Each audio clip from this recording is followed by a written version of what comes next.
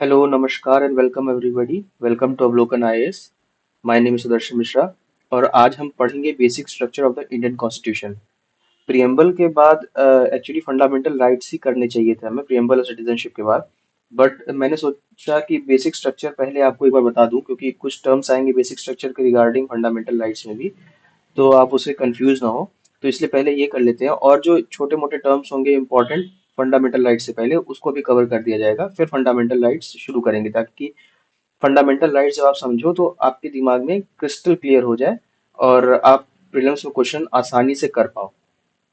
ठीक है, तो अब शुरू करते हैं।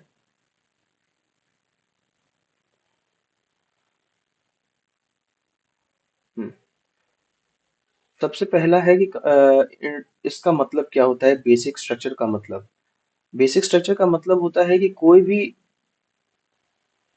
अमेंडमेंट, कोई भी जो पार्लियामेंट अमेंडमेंट के प्रोसीजर लेकर के आती है, तो उसके अमेंड आर्टिकल 368 के अंडर में, तो उस अमेंडमेंट के प्रोसीजर से चीजें अमेंड तो की जा सकती है कॉन्स्टिट्यूशन की, पर बेसिक कोर वैल्यूज जो है कॉन्स्टिट्यूशन की, उसको अमेंड कर नहीं किया सकता।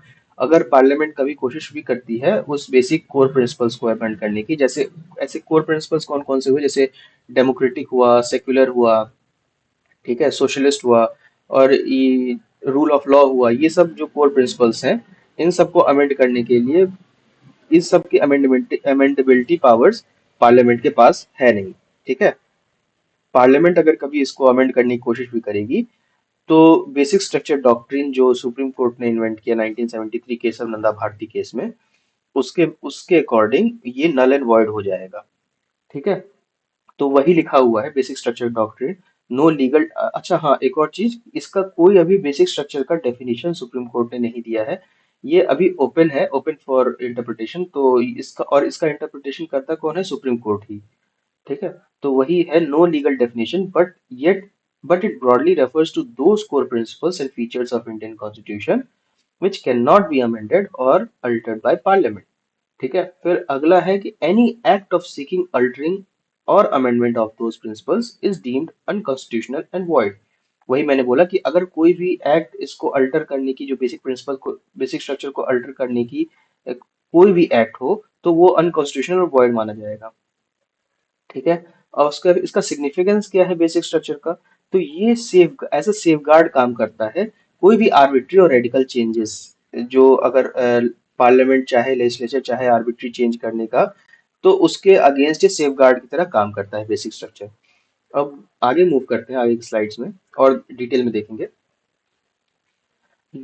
अब अगला डिटेल आता है कि इसका इमरजेंस कहाँ से हुआ, क्योंकि बेसिक स्ट्रक्चर पढ़ तो रहे हैं, लेकिन इसका कहीं से तो शुरुआत हुई होगी। तो सबसे पहले शुरुआत इसकी शंकरी प्रसाद केस में हुई है 1951 से। अच्छा, एक और चीज मैं बता दे रहा हूँ कि जो लोग स्टेट पीसीएस की भी तैयारी कर रहे हैं या स्टेट पीसीएस भी देना है, तो उनको ये ईयर याद कर लेना चाहिए, क्योंकि ईयर केस के अगेंस्ट डाल करके पूछता है उसमें। तो ये आप ध्यान रखना, इसको आप पढ़ लेना। 1951 शंकरी प्रसाद केस का, गोलकनाथ केस 1967, केशव नंदा भारती, ये तो काफी फेमस केस है, तो नॉर्मली लोगों को याद ही रहता है। 1973, फिर मिनेरवा मिल्स, तो आगे मिनेरवा मिल्स, पामन राव, ये सब आएगा। तो वो सब केस के नाम और किस ईयर में वो केस के लैंडमार्क जजमेंट्स आए हैं, ये नाम और ईयर याद रखना आप। ठीक है, तो अब आगे बढ़ते हैं इसमें। सबसे पहले शंकरी प्रसाद केस। तो शंकरी प्रसाद केस में बात हुई थी कि पार्लियामेंट के पास फंडामेंटल राइट्स को अमेंड करने की शक्ति है या नहीं। ठीक है, इस केस में सुप्रीम कोर्ट ने उस समय कहा था कि आर्टिकल 368 के थ्रू पार्लियामेंट को पूरा हक है कॉन्स्टिट्यूशन के किसी भी पार्ट को अमेंड करने का, चाहे वो फंडामेंटल राइट्स ही क्यों ना हो। और इस जजमेंट ने पार्लियामेंट को बहुत ज्यादा ही पावर दे दिया था। ठीक है, ये शंकरी प्रसाद केस में सुप्रीम कोर्ट का स्टैंड था 1951 में। फिर उस 1967 में गोलकनाथ केस आया, जिसमें एक ट्विस्ट देखने को मिलता है। इस केस में सुप्रीम कोर्ट ने कहा कि पार्लियामेंट के पास फंडामेंटल राइट्स को अमेंड करने का पावर नहीं है। मतलब पुराने स्टैंड से अपोजिट स्टैंड ले लिया कि नहीं, इस पार्लियामेंट के पास कोई पावर नहीं है फंडामेंटल राइट्स को अब्रिज करे या अमेंड करे। और कोर्ट ने यह भी कहा कि फंडामेंटल राइट्स कॉन्स्टिट्यूशन का एक स्पेशल पार्ट है और इससे छेड़छाड़ नहीं की जा सकती। और ये डिसीजन पार्लियामेंट की पावर को काफी रिस्ट्रिक्ट करने वाला था। फिर गोलकनाथ केस के बाद आया हमारा केशव नंदा भारती केस, जो कि काफी बड़ा लैंडमार्क जजमेंट है।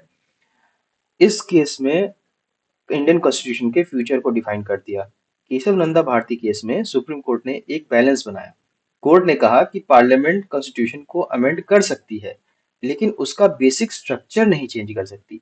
तो यहीं से बेसिक स्ट्रक्चर की इमरजेंस हुई, और इस केस में बेसिक स्ट्रक्चर डॉक्ट्रिन का कॉन्सेप्ट आया, जो ये बताता है कि कॉन्स्टिट्यूशन के एसेंशियल फीचर्स को कोई टच नहीं कर सकता।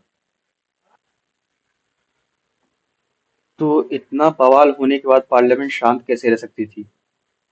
सारे पावर्स तो मेजर सारे पावर्स नहीं, मतलब जो बड़ा पावर है उसका उसका तो छीन लिया गया था सुप्रीम कोर्ट के जजमेंट से, केशवानंदा भारती केस से। तो उसके बाद में फिर पार्लियामेंट ने बोला कि नहीं, अब मामला अपने हाथ में लेना पड़ेगा। तो फिर 42nd कॉन्स्टिट्यूशनल अमेंडमेंट 1976 का आया, और उसमें क्या बात हुई आगे की स्लाइड में देखते हैं।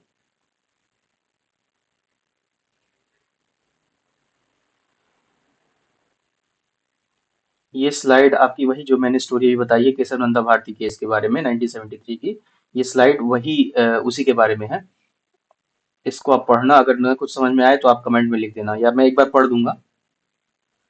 तो पढ़ ही देता हूँ मैं।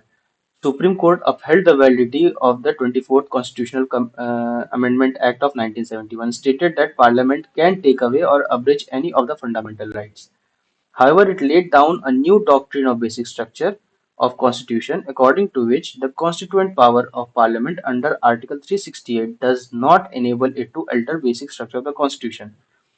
Thus, overall judgment was that Parliament can change rights using Article 368 but cannot abridge or take away those fundamental rights which form the part of basic structure। मतलब वही बात है कि ओवरऑल जजमेंट ये था सुप्रीम कोर्ट का Keshav Nanda Bharti case में, कि पार्लियामेंट फंडामेंटल राइट्स चेंज तो कर सकती है, लेकिन वो राइट्स नहीं यूज छीन सकती, नहीं टेक अवे कर सकती, नहीं वापस ले सकती सिटीजन से, जो राइट्स बेसिक स्ट्रक्चर का की फाउंड बेसिक स्ट्रक्चर को फॉर्म करते हैं, बेसिक स्ट्रक्चर के अंडर में आते हैं। अब बेसिक स्ट्रक्चर क्या है, काफी ओपन सब्जेक्ट है ये, और इसको डिफाइन कौन करेगा, इसको सुप्रीम कोर्ट ही डिफाइन करेगी। ठीक है। तो अब फिर आगे बढ़ते हैं। अगला केशव नंदा भारती केस के बाद की प्रॉब्लम, केशव नंदा भारती केस के बाद में क्या हुआ। उसके बाद आया 42nd कॉन्स्टिट्यूशनल अमेंडमेंट एक्ट 1976 का। 42nd कॉन्स्टिट्यूशनल अमेंडमेंट एक्ट में सरकार ने क्या बोला कि उन्होंने आर्टिकल 368 368 को ही अमेंड कर दिया, और सॉरी, अमेंड नहीं किया, मतलब उसमें प्रोविजन ऐड कर दिया कि अमेंडमेंट के through, 42nd constitutional amendment act के थ्रू, कि आर्टिकल 368 के अंडर अ, कोई भी लिमिटेशन नहीं है पार्लियामेंट के पास उसकी कॉन्स्टिट्यूएंट पावर, उसकी पार्लियामेंट की कॉन्स्टिट्यूएंट पावर को लिमिट करने के लिए। यानी इन शॉर्ट समझो कि 1976 के 42nd कॉन्स्टिट्यूशनल अमेंडमेंट एक्ट के अकॉर्डिंग कोई भी अमेंडमेंट अब कोर्ट में क्वेश्चन नहीं किया सकता।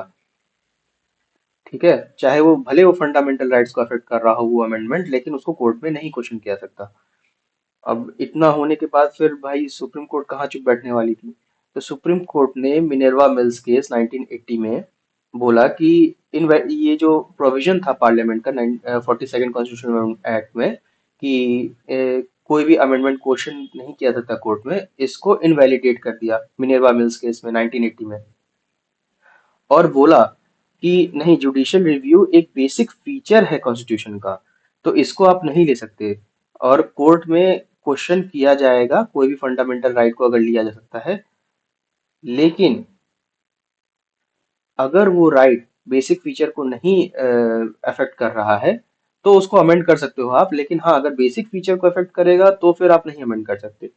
तो वही मिनर्वा मिल्स केस में हुआ कि पार्लियामेंट के पास पावर तो है कॉन्स्टिट्यूशन को अमेंड करने का, लेकिन ये पावर अनलिमिटेड नहीं है।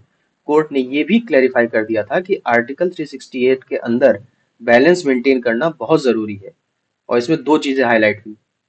पहली क्या, फंडामेंटल राइट्स और directive principles of state policy के बीच हार्मनी होना चाहिए, और दूसरा, पार्लियामेंट के पास लिमिटिंग अमेंडिंग पावर है, कंप्लीट अमेंडिंग पावर नहीं है कि कुछ भी अमेंड कर दिया। तो उनकी अमेंडिंग पावर को लिमिट किया गया। ठीक है, और ये केस ने ये इंश्योर किया कि पार्लियामेंट अपने अमेंडमेंट पावर्स का मिसयूज ना कर पाए। इसके बाद में फिर क्या हुआ, आगे की कहानी देखते हैं।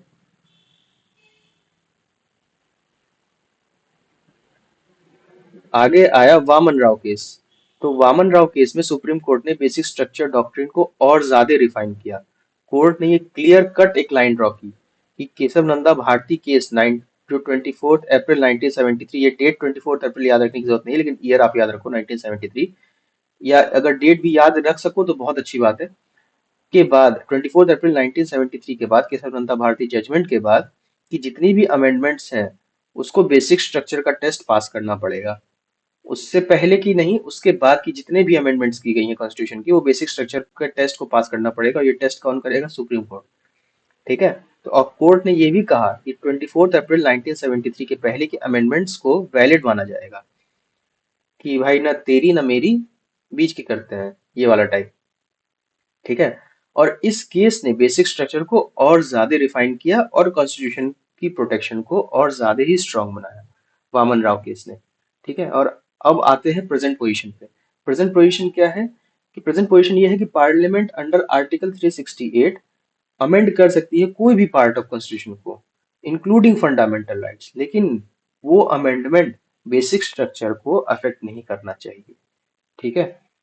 और ये जरूरी भी है, बेसिक स्ट्रक्चर ही आप अमेंड कर दोगे तो कॉन्स्टिट्यूशन का फेस क्या रहेगा? कॉन्स्टिट्यूशन की मतलब मूलभूत चीजें तो हट जाएंगी ना। और किसी के भी, और आप आगे देखते हैं कि कुछ मेजर एलिमेंट्स जो बेसिक स्ट्रक्चर, वैसे तो अभी बेसिक स्ट्रक्चर डिफाइन हुआ नहीं है। अगर इस स्टेटमेंट में भी है कि बेसिक स्ट्रक्चर डिफाइंड करके या फिर ऐसा, तो आप ये ध्यान रखना कि बेसिक स्ट्रक्चर को डिफाइन नहीं किया गया है, ना सुप्रीम कोर्ट ने डिफाइन किया है, ना सुप्रीम कोर्ट ने डिफाइन किया है, ना ही कॉन्स्टिट्यूशन में ये डिफाइंड है। कॉन्स्टिट्यूशन में तो डिफाइन होने का सवाल ही नहीं उठता, क्योंकि कॉन्स्टिट्यूशन में ये टर्म ही नहीं था और नहीं है। ठीक है। कुछ एलिमेंट्स हैं बेसिक स्ट्रक्चर के, ये एलिमेंट्स को आप एक बार देख लेना, इसको याद करने की जरूरत नहीं है, दो तीन बार चार बार आप देखोगे तो आपको ध्यान पे आ जाएगा ये। ठीक है। और जैसे कुछ बहुत ही ज्यादा जो जरूरी है वो मैं बोल देता हूँ, जैसे रूल ऑफ लॉ एक है, पार्लियामेंट्री सिस्टम है, जुडिशियल रिव्यू है, उसका फिर वेलफेयर स्टेट है, फिर limited power of parliament to amend the constitution, ये भी एक बेसिक स्ट्रक्चर का पार्ट है।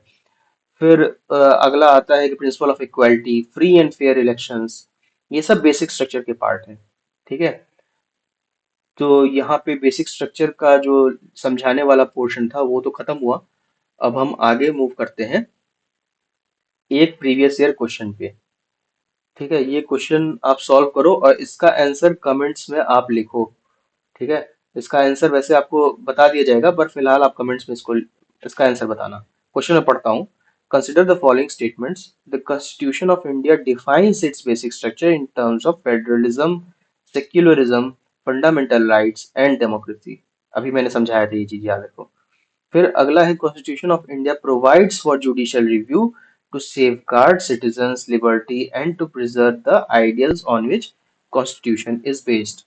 Which of the given statements are correct? One only, two only, both one and two, and neither one and two? इसका answer बताओ आप लोग। ठीक है। और अगर आपको कोई, यहाँ पे हमारी क्लास खत्म होती है, अगर आपको कोई डाउट हो, कोई सवाल हो, तो कमेंट सेक्शन में आप लिख देना। I will answer to it. Happy studying. Bye. जय हिंद।